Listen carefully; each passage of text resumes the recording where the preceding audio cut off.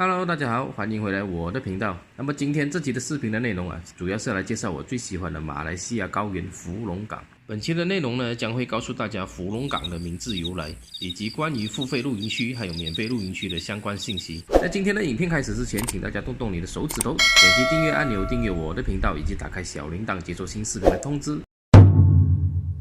福隆港海拔1260米，位于彭亨州，平均呢它的温度是在17到28度。福隆港的山路呢狭窄难行，早期我来到这个地方的时候，不管你是要上山还是下山，它都是在同一条很狭窄的山路，然后它是有分时间上下山的，所以早期的福隆港是有分上山的时间还有下山的时间。在山脚下呢，你会看到一个时间表，那么也就是列出以前过去上山的时间还有下山的时间。然后如果你错过了这个时间呢，你就要在山脚下等待咯。如果你在山上来不及下山的话，时间到了换班的时候，你也是一样的情况，必须继续待在山上。后来呢，在这个学校后面那边重新开辟了一条新的下山的山路，然后终于就打破了这个时间的限制了。所以现在不管是福隆港的居民或者是游客啦，都是不需要对照这个时间上下山的，非常的自由。当我第一次听到福隆港这个地名的时候呢，我的第一个想法就是为什么会叫福隆港？我以为呢是一个叫做福隆的港口，后来才知道福隆港竟然是一座很高的高山。我就很好奇了，为什么不叫做福隆山啊，还是叫做福隆高原，竟然会叫做福隆港？ What？于是好奇心的驱使下，我收集了相关的资料。但是呢，关于这个名字的由来呢，有非常多的传说所以在这里呢，我就选择了2个传说来分享给大家。第一个传说呢，就是采纳了根据1956年南洋商报的一篇报道。据说1914年以前有一位德国的采矿家，他在这座高山开采细米，而且雇佣了大批的华侨劳工。一直到第一次世界大战爆发的时候呢，这位德国的矿主就被应召回去了德国。于是矿主在回德国之前呢，就把整个矿物的业务托付给了一个叫做福隆的工头去接管，继续经营下去。但是资料库呢，并没有记载关于福隆的姓氏还有籍贯，以及更多的相关的资料。德国矿主把那么重要的矿物呢托付给了福隆，当时这是一件光宗耀祖的大事。于是呢，当地的华人都以福隆事件觉得非常的光荣，以福隆二字觉得骄傲。而且开采后的这个矿湖呢，感觉就像港一样。从此他们便把这座高山取名叫做福隆港。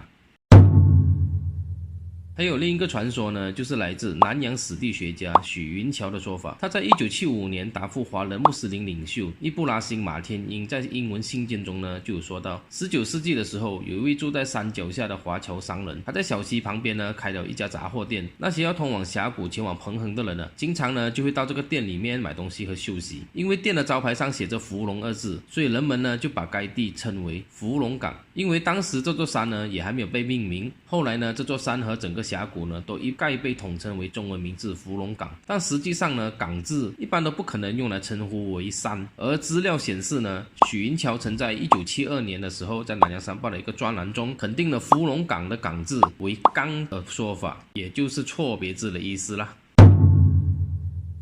说完了中文名字，那我们现在就来说说英文名了。福隆港呢，国文名叫做 Bukit Fraser， 英文名叫做 Fraser Hill。为什么不叫做福隆 Hill 呢？根据资料上的记载1880年的时候呢，苏格兰有位商人叫做 Fraser， 他就是开辟福隆港的先驱，所以呢，这里就以他的名字 Fraser 而命名。而当时呢，这里的中文名字呢，称为白须港。那是因为呢 Fraser 留了一个长长的白胡须，故而得这个名字。Fraser 是活跃于马来西亚主干山脉的矿业商人，直到今日呢，也没有人可以很准确的知道福隆港真正的名字的由来了。1910年，来自新加坡的英国籍商人 David 来到福隆港寻找Fraser，才发现他已经失踪不知去向。历年来呢，都没人知道Fraser是何时失踪以及为何而失踪。从此之后呢，这也成为了这座山的传奇故事。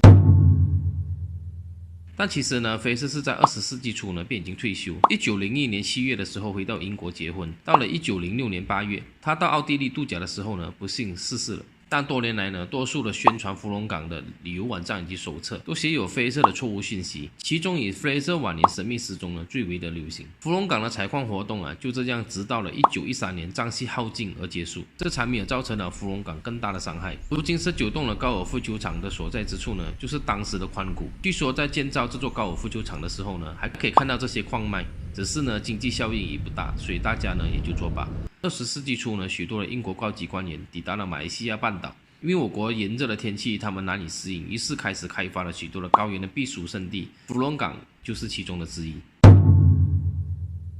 一抵达福隆港，你就会看到直立在路中央的大钟楼。大钟楼也是福隆港的代表性地标。来到这里呢，是必须一定要拍照打卡的了。这里还有许多英国人留下的建筑物，也称之为小英国。在福隆港能够活动的项目呢，有到农场去采草莓，或者到冰寒刺骨的瀑布去虐待一下自己，以及骑马绕圈圈啊，或者是拿起弓箭射标靶。你还能到 Allen Water 废弃的水库划船或者喂鱼。该水库呢是建筑师 Allen 早期制作用来储存水和供水用途的。每年的5月份呢，福隆港是最旺季，因为这里呢是1年1度的观鸟活动的热门地带，每年能成功吸引非常多的外国游客到访来参加活动。福隆港也有很多的登山步道，吸引登山爱好者们前来。其中呢，这个 Pine Tree 步道呢，必须向森林局申请才可以登山哦。登山来回呢，全程大约是9个小时。